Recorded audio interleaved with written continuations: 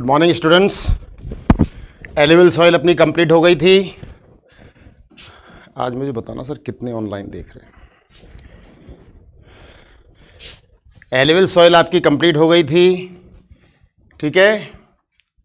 और आपकी अब चलेगी ब्लैक सॉइल। देखो लास्ट पैरा था, थोड़ा सा मैं इसको रिवाइज कर देता हूं। Alluvial soils as a whole are very fertile. कुल मिलाकर के ये बहुत ही फर्टाइल होती है। Mostly these soils contain adequate water preparation. इसमें water preparation contain adequate preparation of potash. Mostly these soils contain adequate preparation of potash. इसमें पोटास होता है ना। एडिकेट प्रिपरेशन पर्याप्त अनुपात में होता है क्या? Potash, phosphoric acid and lime. ये तीनों चीज़ें कल्टीवेशन के लिए और अपनी क्रॉप के लिए बहुत ही बेटर होती हैं। Which are ideal for the growth of the sugarcane. अब ये तीनों चीज़ें फास्फोरिक एसिड, पोटाश और लाइम, ये शुगर केन की कल्टीवेशन के लिए, पैडी की कल्टीवेशन के लिए, वीट की कल्टीवेशन के लिए और अदर सीरियल्स जैसे जौ, बाजरा इत्यादि के लिए है ना। और पल्स क्रॉप्स के लिए यानी दालों के प्रोडक्शन के लिए भी ये बहुत ही अच्छी मानी जाती है। Due to its high fertility, इसकी उच्च हाई फर्टिलिटी के कारण यानी अच्छी उपजाऊपन के कारण reasons of alluvial soils are intensively cultivated. High fertility होती है इसकी, है ना। इसी कारण से इसके जो रीजन्स हैं, इसके जो क्षेत्र हैं एलिवल सॉइल्स के, रीजन्स ऑफ एलिवल सॉइल्स के जो रीजन्स हैं आर इंटेंसिवली कल्टीवेटेड। बहुत ज़्यादा इनमें खेती की जाती है। इंटेंसिवली बहुत ज़्यादा, सघन, और सघन इंटेंसिव कहते हैं सघन को, और यहाँ पर हम इसको मीन करेंगे बहुत ज़्यादा कल्टीवेटेड खेती की जाती है। एंड डेंसली पॉपुलेटेड, और ये बहुत ही ज़्यादा सघन जनसंख्या वाले क्षेत्र हैं। यहाँ पर बहुत ही ज़्यादा जनसंख्या रहती है। मैंने लास्ट वीडियो में आपको एक्सप्लेन कर दिया था। Soils in the drier areas, सूखे क्षेत्रों में जो सॉइल होती है एलिवल सॉइल्स आर मोर एल्काइन। ये एल्काइन होती है अर्थात क्षारीय होती है, अर्थात खारी होती है, ठीक है ना। एंड कैन बी प्रोडक्टिव, और खारी होती है लेकिन इसको प्रोडक्टिव बनाया जा सकता है। देखो दो चीज़ होती है, पीएच लेवल होता है एक सॉइल का पीएच लेवल से इसका मेजरमेंट किया जाता है। पीएच लेवल लेस देन 6 तो वो आपकी अल्काइन होगी। वो सॉइल कैसी होगी? अल्काइन यानी अम्लीय है, तो वो कल्टीवेशन के लिए बेटर नहीं मानी जाती है। कैसी होगी? अल्काइन। और पीएच लेवल इससे 6 से अबव है तो वो कैसी होगी? है ना, 7 से अबव है तो वो कैसी होगी? आपकी सलाइन होगी। सलाइन। पीएच लेवल 6 से लेस है तो इसकी सलाइन होगी, और इससे ज़्यादा है, 7 से ज़्यादा है तो अल्काइन होगी। तो दोनों ही कंडीशन में ये जो अपनी सॉइल है वो लेस फर्टाइल होगी। अगर पीएच लेवल 7 पर स्टेबल है तो इसका मतलब वो सॉइल अपनी फर्टाइल मानी जाती है, ठीक है। तो अल्काइन होती है कैसे? ड्रायर एरिया में सूखे क्षेत्रों में ये जो सॉइल पाई जाती है अपनी, ये कैसी होती है? अल्काइन होती है यानी खारी होती है। लेकिन खारी होती है, अल्काइन होती है, इसलिए लेस प्रोडक्टिव होती है, कम प्रोडक्शन होता है इस पर। लेकिन इसको कैन बी प्रोडक्टिव, इसको प्रोडक्टिव बनाया जा सकता है। कैसे? आफ्टर प्रॉपर ट्रीटमेंट, उचित ट्रीटमेंट के बाद, प्रॉपर ट्रीटमेंट के बाद। यानी इसको इसमें क्या नाम है, फर्टिलाइज़र, प्रॉपर फर्टिलाइजेशन करके, ह्यूमस मिला करके, डिफरेंट न्यूट्रिएंट्स मिला करके इसको हम, और इरिगेशन करके, इसकी उचित सिंचाई करके हम इसको प्रोडक्टिव बना सकते हैं। Then comes on black soil. देखो पॉइंट्स में पढ़ना जल्दी होगी। ब्लैक सॉइल पर आते हैं हम। These soils are black. बड़ी अजीब सी बात है, ब्लैक सॉइल है तो ब्लैक ही होगी, है ना। दीज सॉइल्स आर ब्लैक है, ब्लैक सॉइल है तो ब्लैक ही होगी ये। इन कलर में ब्लैक है क्योंकि कलर ब्लैक दे रखा है इसका, okay. These soils are black in colour में ब्लैक होती है। And are also known as regur नाम से, रेगुर सॉइल्स के नाम से जानी जाती है, और इसको हम रेगुर सॉइल्स के नाम से भी जानते हैं। रेगुर मीन्स क्या होता है? Flow of lava. Regur equal to flow of lava, क्योंकि ये लावा के फ्लो से बनी हुई है।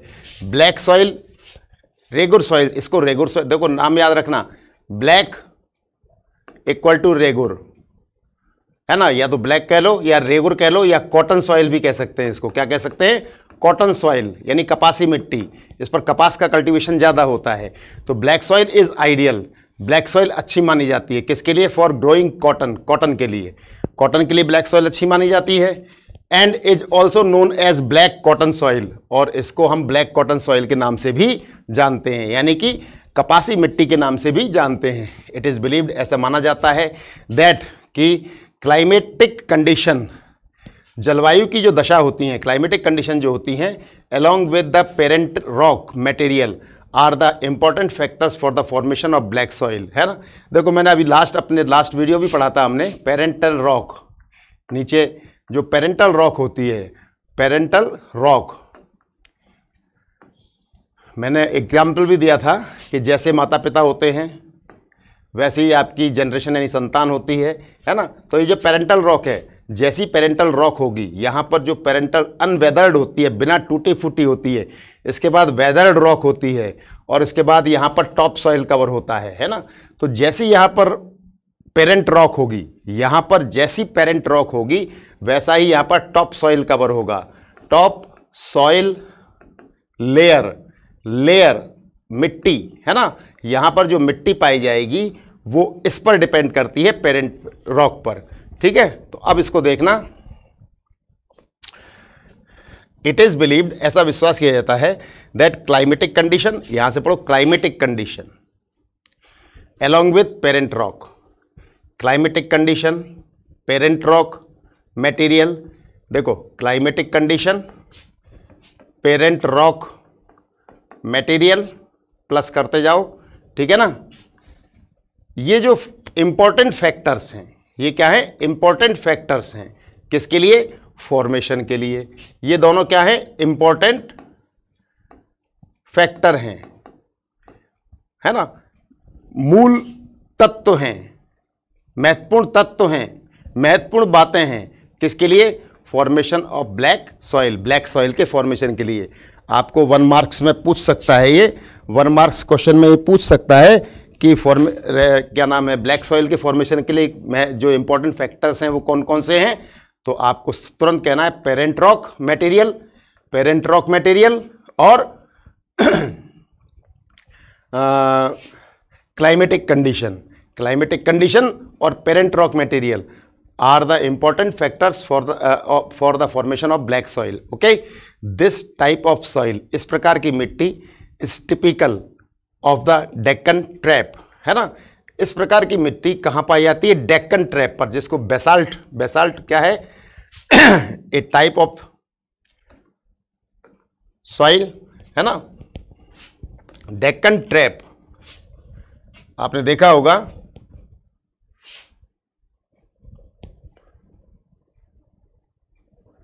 बहुत पीछे जाना पड़ेगा,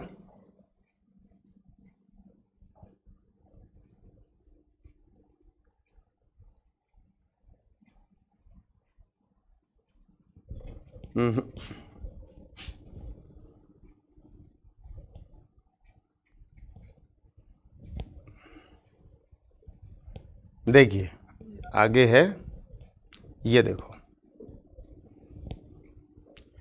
इस इंडिकेशन को देखना, ब्लैक सॉइल, ये पूरा डेक्कन ट्रैप है, यानी आपका डेक्कन प्लेटो जो है ये पूरा, इसको डेक्कन ट्रैप कहा जाता है, ठीक है।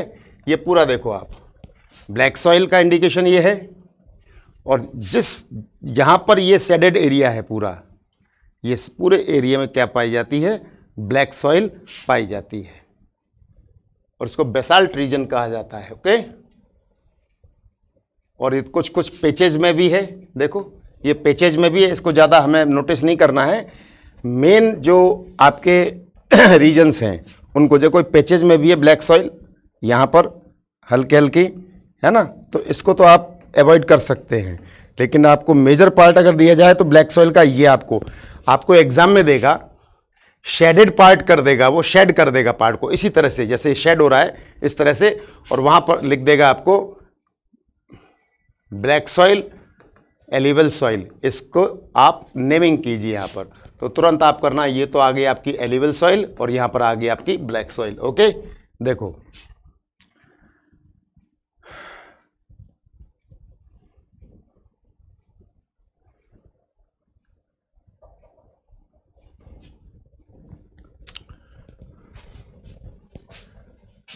This type of soil is typical of the Deccan trap region और स्प्रेड। देखो this type of soil spread, यहां से इसको कनेक्ट कर दो, यहां से इसे कनेक्ट करो। This type of soil is spread, फैली हुई है over north west Deccan plateau. North waste का मीन क्या हुआ, नॉर्थ तो हो गया इधर और वेस्ट हो गया इधर, नॉर्थ वेस्ट डेक्कन प्लेटो, ये सा, ठीक है ना। आप उसमें मैप में देखना, north west Deccan plateau. Okay, and is made up of lava flows, और ये किससे बनी है, लावा के फ्लो से। मैंने आपको 9th क्लास में भी समझाया था, ये आपका वॉल्केनिक एरप्शन हुआ, ठीक है, यहाँ से लावा फ्लो हुआ, ये आपकी इग्नियस रॉक्स हुई, ठीक है, इग्नियस रॉक्स हुई, ये लावा फ्लो के कारण यहाँ पर इग्नियस रॉक्स बनी, और this is the reason of formation of black soil here, ठीक है। तो देखो लावा फ्लो के कारण लावा आपके वोल्केनो से एरप्ट हुआ और उसके कारण ब्लैक सॉइल का फॉर्मेशन यहाँ पर हुआ। देखो this type of soil is spread over north west Deccan plateau, north west Deccan plateau में फैली हुई है, and is made up of lava flow, और ये मिट्टी किससे बनी है, लावा के फ्लो के कारण, लावा के बहने के कारण बनी है। अब ये किस किस एरिया में या किस किस रीजन में पाई जाती है, तो दे यानी कि ब्लैक सॉइल कवर फैली हुई है, द प्लेटोज, इन प्लेटोज को कवर करती है मिट्टी, कौन कौन से, महाराष्ट्र प्लेटो है ना, Maharashtra, Saurashtra, Malwa, Madhya Pradesh and Chhattisgarh, and extend in the south east. South east को समझना, साउथ इधर है और ईस्ट इधर है, साउथ इधर है और ईस्ट इधर है। लोकेट करते जाओ अपने मैप पर कौन कौन से पोजीशनिंग है, देखिए आप।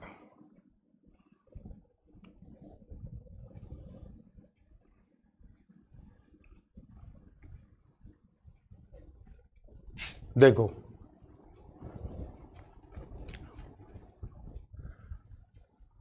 महाराष्ट्र,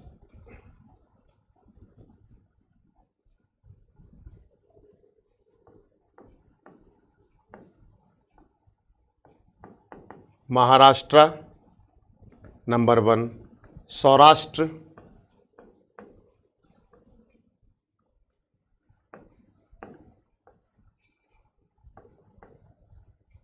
मालवा, मध्य प्रदेश,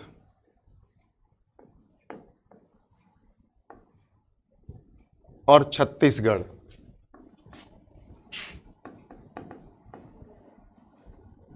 south east direction along the Godavari and Krishna valleys.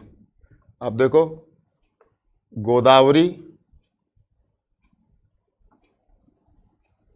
और कृष्णा वैलीज, इन रीजन्स को आप देखो, महाराष्ट्र, सौराष्ट्र, मालवा, मध्य प्रदेश, छत्तीसगढ़ और गोदावरी कृष्णा वैलीज। मैप पर इसको मैच कर लो, देखो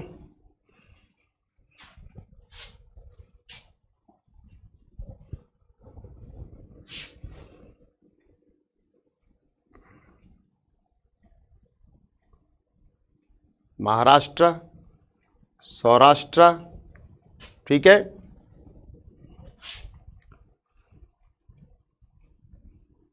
गोदावरी कृष्णा वैलीज, गोदावरी कृष्णा वैलीज, ठीक है, और कुछ हिस्सा यहाँ पर आपका मालवा प्लेटो, इधर आता है, यहाँ इस जगह पर मालवा प्लेटो, सॉरी ये मध्य प्रदेश का हिस्सा, ठीक है ना, ये मध्य प्रदेश का कुछ पार्ट आता है, सौराष्ट्र, महाराष्ट्र, ये यहाँ से गोदावरी ओरिजिनेट होती है, कावेरी, इनकी जो वैलीज है यहाँ पर ये सॉइल पाई जाती है। ओके, आ गया होगा आपको समझ में। अब देखते हैं हम मध्य प्रदेश, छत्तीसगढ़ और south east direction Godavari Krishna, south east direction, south east direction कह रहा है ना गोदावरी कृष्णावली। देखो साउथ तो ये और ईस्ट इधर, तो यहाँ से आपकी होती है ओरिजिनेट गोदावरी, कावेरी। तो यहाँ ये पूरी ये जो है कावेरी और गोदावरी कृष्णा वैली यहाँ पर एग्जिस्ट करती है। ये पूरा रीजन किससे फुलफिल है? ब्लैक सॉइल से। क्लियर हुआ होगा। देखो अब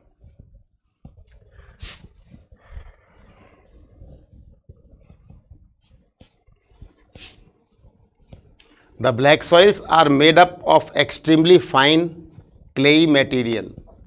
ब्लैक सॉइल जो अब बने किससे होती है? ब्लैक सॉइल फाइन, महीन। फाइन मीन्स क्या होता है? महीन।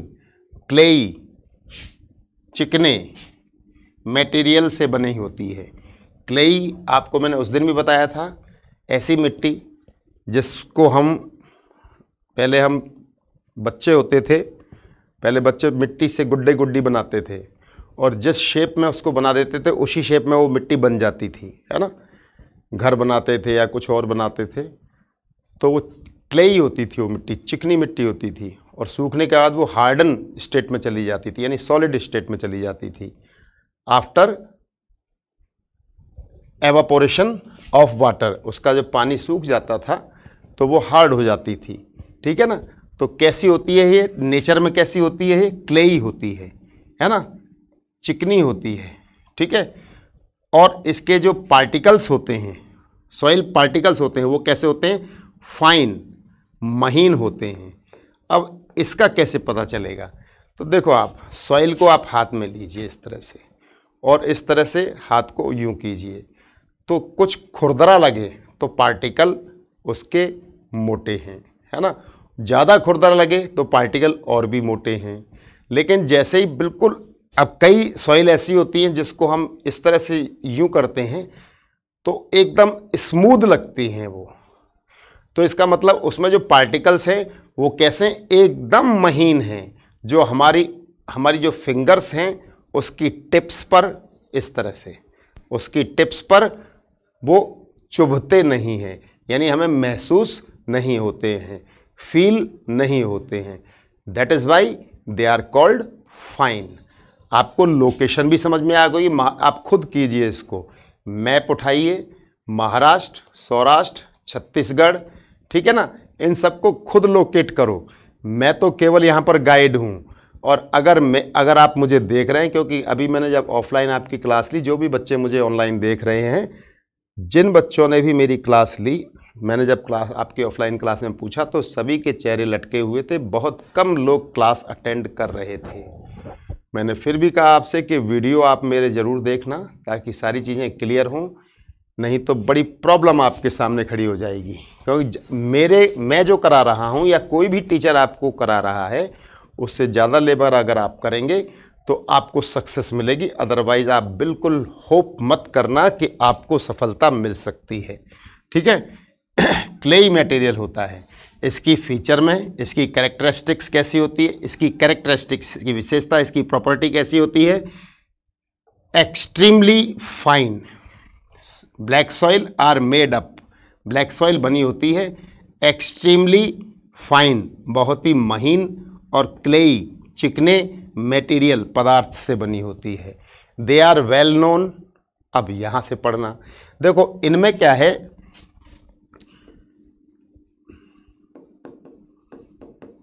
ये एक वर्ड है मॉइस्चर, जिसको कहते हैं हम नमी। इसको इस सॉइल में मॉइस्चर को ऑब्जर्व करने की जो कैपेसिटी है वो बहुत ज़्यादा होती है। मॉइस्चर को ऑब्जर्व करने की कैपेसिटी ब्लैक सॉइल में बहुत ज़्यादा होती है। अब मॉइस्चर को ऑब्जर्व करने की कैपेसिटी से मीन यानी इसमें इस सॉइल में अगर एक बार पानी चला जाए तो वो पानी कई दिनों तक एग्जिस्ट करता है, अर्थात मिट्टी के अंदर ही रहता है, अर्थात मिट्टी सूखती नहीं है। अर्थात ये भी कह सकते हैं हम जल्दी से उस मिट्टी में से उस पानी का जो मिट्टी में पानी मिला हुआ है उसका एवापोरेशन अर्थात वाष्पीकरण नहीं होता है। That is why this soil is fertile. पानी जितना होगा मिट्टी में, जितने अधिक मॉइस्चर बना रहे, जितना देरी तक मॉइस्चर सॉइल में बना रहेगा उतनी ही वो सॉइल फर्टाइल होगी। ठीक है, तो देखो यही यहाँ पर कहा गया है, they are well known. Language को तो आप पढ़ लेना, लेकिन मेन कैरेक्टरिस्टिक पर दे आर वेल नोन। ये मिट्टी प्रसिद्ध है किसके लिए? Well known means famous, famous है किसके लिए? फॉर देयर कैपेसिटी, अपनी क्षमता के लिए। कौन सी क्षमता भैया? टू होल्ड, पकड़ने की। किसको पकड़ने की? मॉइस्चर, नमी को। नमी को पकड़ने की जो क्षमता है उसके लिए ये जानी जाती है। इन एडिशन, इसके अलावा, इन एडिशन मीन्स इसके अलावा, they are rich in soil nutrients. देखो ये यहाँ ध्यान रखना। अब इसको फर्टाइल कौन से एलिमेंट्स बनाते हैं, इस सॉइल को फर्टाइल कौन से एलिमेंट्स बनाते हैं उसको देख लीजिए। अलग अलग पार्ट्स में इसको डिवाइड करके आप पढ़ेंगे तो जल्दी समझ में आएगा कौन कौन से। तो इसमें कल्टीवेशन, किस किस का कल्टीवेशन होता है, कहाँ का। देखो दो चीज़ें, सॉइल में कुछ नहीं है। कल्टीवेशन किस चीज़ का होता है ना। देखो दो चीज़ें, तीन चीज़ें याद रखो। क्रॉप प्रोडक्शन नंबर 1, ठीक है ना, प्लेस और थर्ड प्रॉपर्टी। ये तीन चीज़ें सॉइल के डिस्क्रिप्शन में आती हैं। इनको तैयार कर लो, सारी चीज़ें क्लियर हो जाएंगी। क्रॉप, कौन कौन सी क्रॉप होती हैं इसमें, प्लेसेस कहाँ कहाँ पाई जाती हैं, और प्रॉपर्टीज़ यानी इसकी प्रॉपर्टीज़ क्या क्या होती हैं। इसके अलावा they are rich in soil nutrients. इसमें सॉइल न्यूट्रिएंट यानी इस मिट्टी के जो पोषक तत्व पाए जाते हैं, such as calcium carbonate, magnesium, potash. इनको अंडरलाइन करते जाना। कैल्शियम कार्बोनेट इसको फर्टाइल बनाता है, मैग्नीशियम इसको फर्टाइल बनाता है, पोटास इसको फर्टाइल बनाता है। ठीक है, इसके आगे ऑफलाइन में डिस्कस करेंगे। Okay, till then goodbye. इसको पढ़ना। और आज जो भी बच्चे मुझे वॉच कर रहे हैं, जो भी इसको ऑनलाइन को देख रहे हैं, अपनी बुक लेके आना, और अगर मैप पॉसिबल हो तो मैप भी लेके आना। Okay, till then good bye.